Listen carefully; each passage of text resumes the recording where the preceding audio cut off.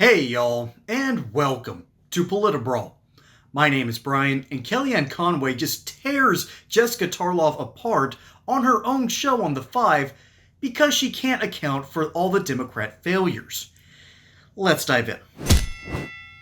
Voters don't want defunding the police, defending the criminals, higher taxes, more regulations. Look at his California. Everything beautiful about California was God-made. Every disaster there, to me, seems man-made.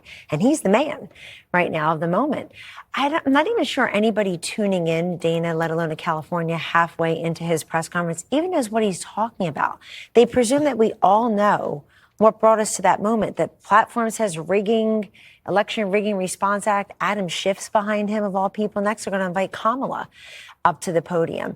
I mean, Adam Schiff, of all people, who's got a true problem on his hands, having lied in the mortgage application thing. He's a senator from California, yet somehow he lives in Maryland.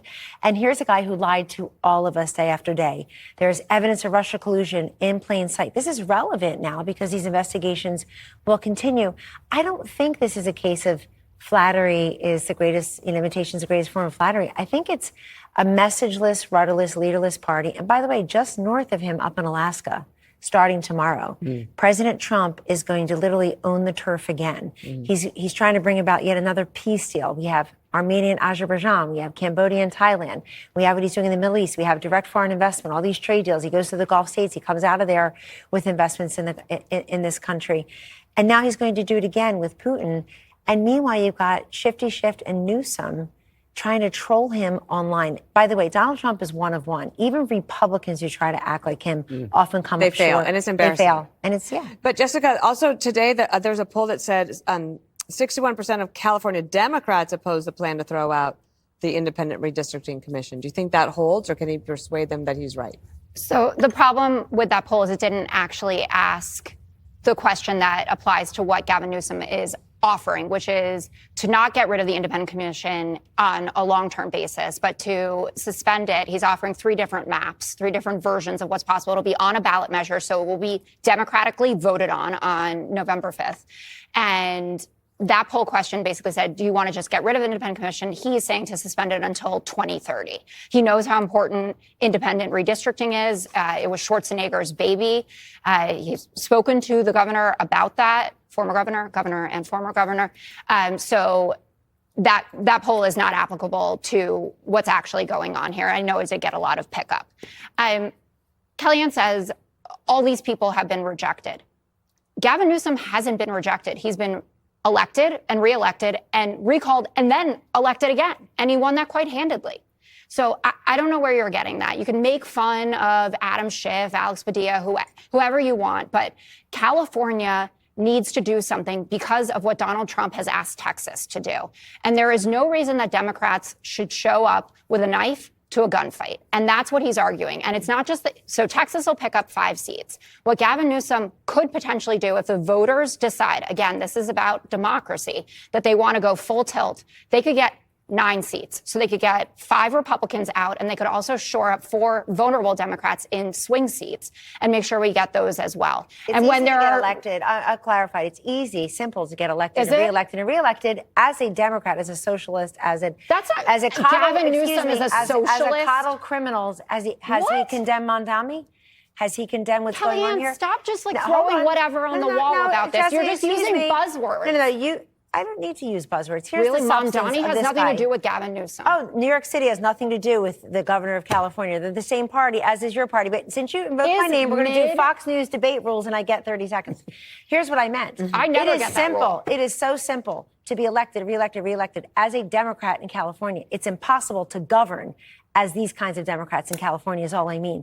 His policies are being rejected. People do want tough on crime. They don't want fewer cops on the beat. They don't want fewer Border Patrol people helping them. They don't want schools that are failing their kids year in and year out, and Democrats insisting everything's okay. He wants to be president in 2028. He ought to find a new country to try to do that. You know, I think there's one thing that Jessica Tarlov actually got right. Gavin Newsom isn't a socialist, all right? He's just a shill for socialists. Remember when he cleaned up the streets of San Francisco along with the mayor in order for the Chinese Communist Party to come steamrolling through, and all of a sudden all the needles, all the feces. I'm pretty sure even the sea lions out in War 42 were cleaned up properly in order for the CCP to have a wonderful parade throughout their town. Good grief, what a hack. Tarlov is correct that, again, Gavin Newsom isn't a socialist. He's an empty shell. He is an empty shell, and he will let anything pour into that shell to give it form so he can get elected further. This is what this guy wants. This guy is the son of California royalty when it comes to politics, so yeah, I kind of expect this nonsense. Hey, y'all. Experts say they rig the markets, print the money, and manipulate the system. But here's the truth. They can't print gold. While the dollar weakens, physical gold and silver stay real, tangible, uncontrolled. When banks go digital and emergencies lock you out of your own funds, gold and silver won't need an internet connection or government permission. Their value is outside the system, a time-tested insurance policy against tyranny, inflation, and economic resets. So don't wait until the trap is sprung. Own what the elites hoard behind closed doors. Physical gold and silver off the grid, because when the system fails, real money talks. And to help you learn more about owning physical gold and silver, we have partnered with the great company Goldco, which supports this channel, which we deeply appreciate. So check out politburalgold.com for more info and see if you might even qualify for free silver. That's politburalgold.com. I expect this kind of terrible governing from him, and for Kellyanne Conway to compare him to Mondami, who says, yes, I want the terrible, ugly, stupid, bat guano crazy politics that come with my election. You know, we want, this is what Mondami wants. Okay, I'm going to compare Mondami to Gavin Newsom.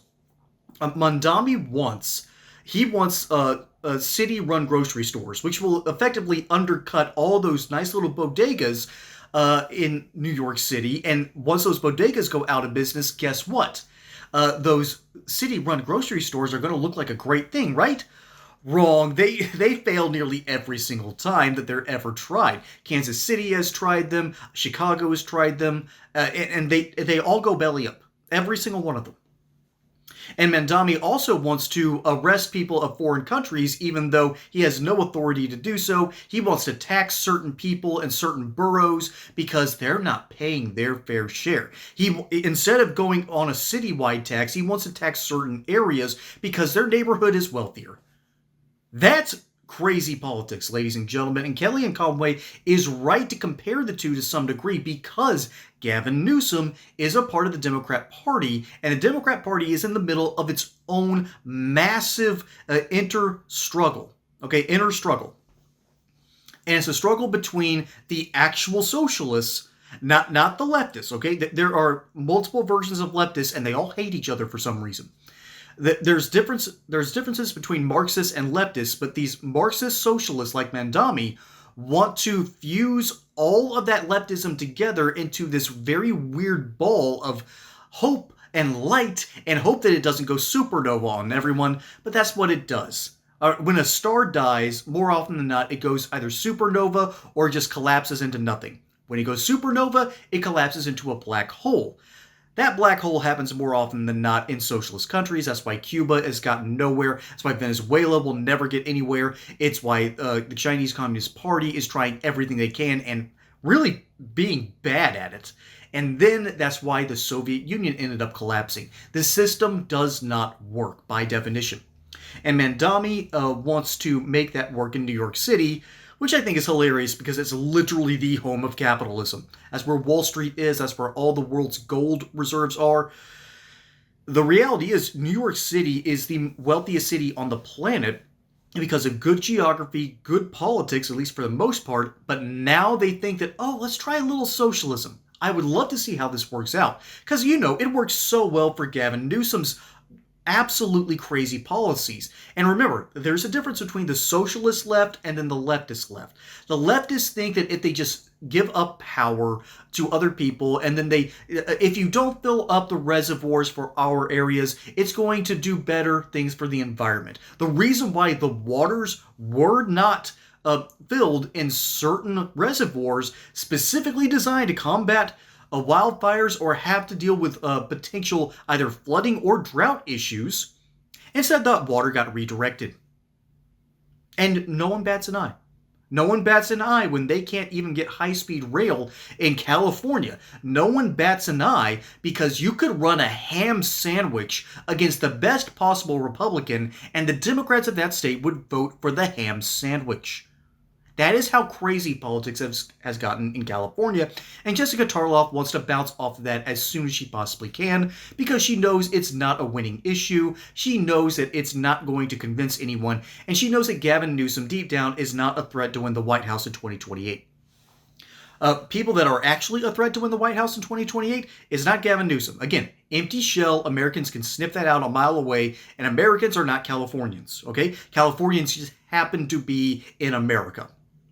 Okay, there are about 33%, 35% of the state is Republican, which, by the way, I could go on and on about the redistricting problems. Again, if California has 35% Republicans, that means they should have about 17 congressional districts, right? They have 9. But the reality is I'm more terrified of Andy Beshear because he has been a successful governor, even though his policies have been very draconian in some respects. But you let me know if you think Gavin Newsom is a threat to win in 2028. I don't think so. Kellyanne Conway's 100% right, and Jessica Tarlov, again, misses the most of the mark, but she does know one thing. He's technically not a socialist. He's, just a shill for the CCP. But my name is Brian. Let me know what you think down in the comments below. Hope you enjoyed that segment here on Politibrawl. Don't forget to like and subscribe. Catch you on the next one. Until then, y'all have a good one.